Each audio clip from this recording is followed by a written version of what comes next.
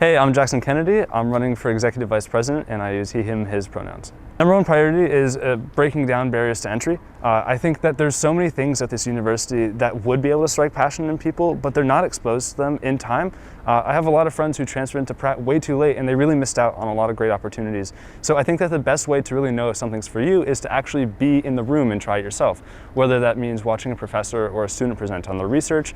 I want to strongly encourage more SU introductory classes. I want to revamp the house course system with the NGLO 2.0 task force. I think that there's a lot of great work you can do there. I believe firmly that a combination of societal messaging and imposter syndrome together can lead to a lot of preconceived notions about what something is. Like engineering can seem like a black box to a lot of students, and I wanted to address that. For example, with my house course, which brought Trinity students into engineering, I think that there's a lot of room for people to realize that they're actually really passionate and great at something. You just need to give them the opportunity and get them in the room.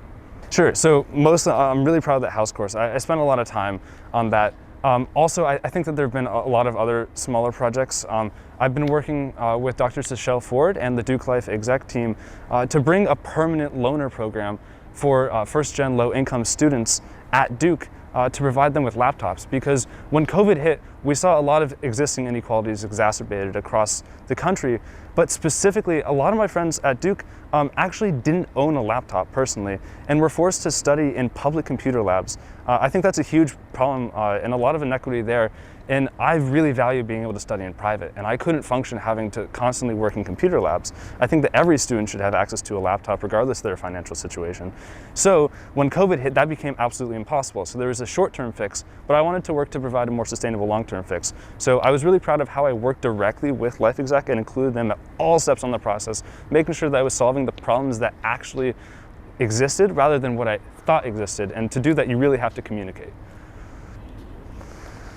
Recently, I don't think that there's been any particular thing that I disagreed with. I think as a senator, we're really encouraged to speak out in Senate if there's things that we disagree on.